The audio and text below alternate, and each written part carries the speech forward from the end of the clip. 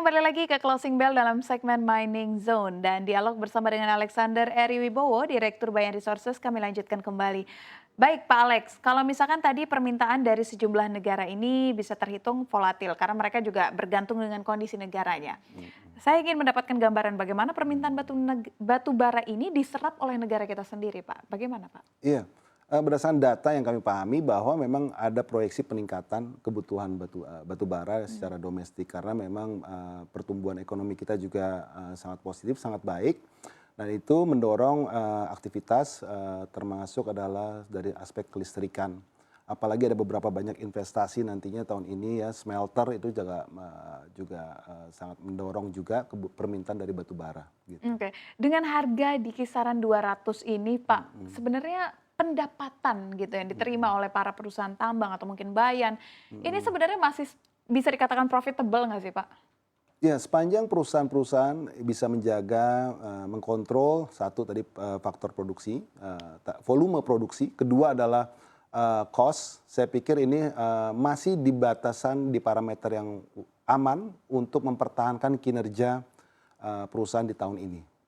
Kalau kita bercermin dari Bayan Resources sendiri Pak, Ya. gimana Pak di tahun ini, di tahun 2023 dengan harga yang sudah mulai menurun, tetapi rupiah kita juga masih terus berada di kisaran 15.300 sampai dengan 15.500 gitu. Apakah ini mempengaruhi Bayan Resources sendiri? Adakah penurunan yang signifikan mungkin?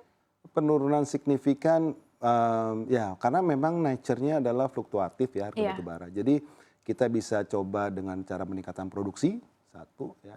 Artinya harga turun, produksi kita tingkatkan, terus kualitas batu bara kita tingkatkan, baik dengan cara blending atau cara bertambang yang sesuai sequence-nya yang itu ya. Sehingga ada banyak alternatif untuk mempertahankan kinerja keuangan di tahun ini. Ya, ada banyak alternatif untuk bisa mempertahankan kinerja keuangan perusahaan, begitu juga dengan perusahaan Bayan Resources. Dan pemerintah ini Pak baru saja menyesuaikan kembali harga batubara acuan atau HBA, di mana banyak persepsi terkait dengan harga batubara acuan ini. Nah, saya ingin tahu pandangan Anda terkait hal ini. Apakah penyesuaian ini bisa dinilai tepat atau mungkin ada penyesuaian yang lebih baik lagi menurut Pak Alex? Ya, pemerintah melalui Kementerian SDM telah menetapkan pedoman baru ya terkait harga patokan batubara HBA melalui keputusan Menteri nomor 41 tahun 2023 ya. Nah itu kan sebenarnya awalnya itu kan formulasi HBA itu bertumpu kepada indeks gitu.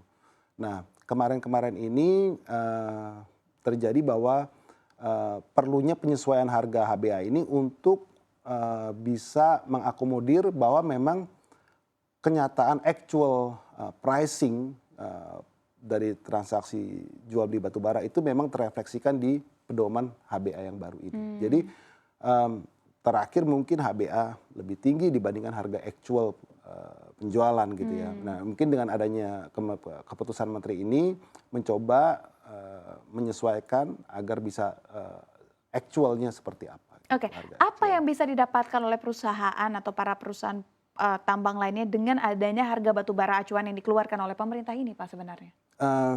Saya terus terang belum lihat nih apa HBA di bulan Maret ini seperti apa. Tapi secara filosofi apabila memang HBA itu dapat mencerminkan harga aktualnya maka itu menjadi lebih fair ya bagi pemerintah dan juga bagi pengusaha tambang. Begitu.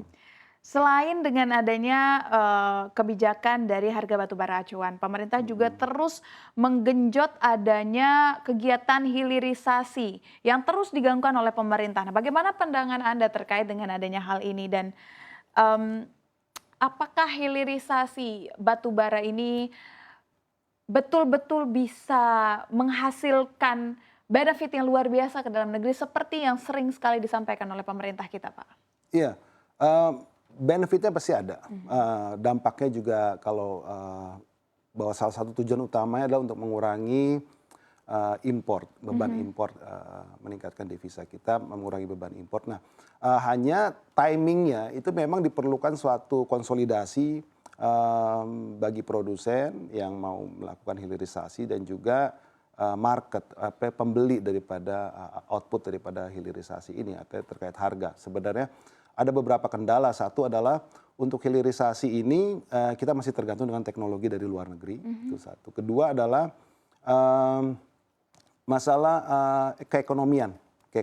Apakah investasi dengan besar gitu dapat masuk nilai keekonomiannya. Oke.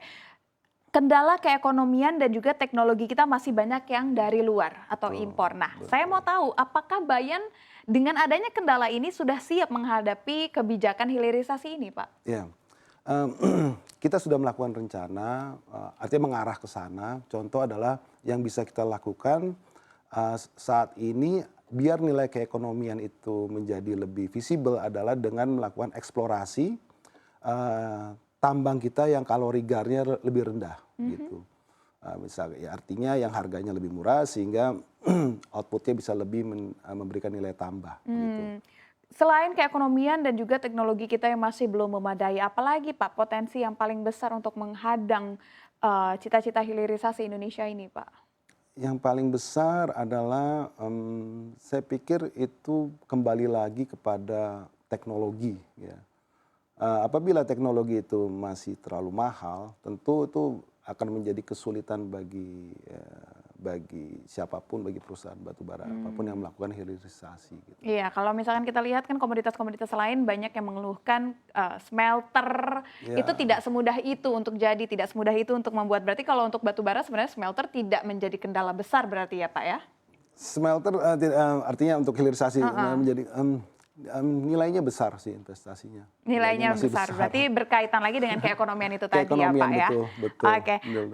Terakhir Pak, untuk menutup diskusi kita, bagaimana optimisme Anda terkait arah industri batubara di tahun 2023 ini dan tahun-tahun mendatang? Apakah masih akan ada windfall commodity lagi Pak?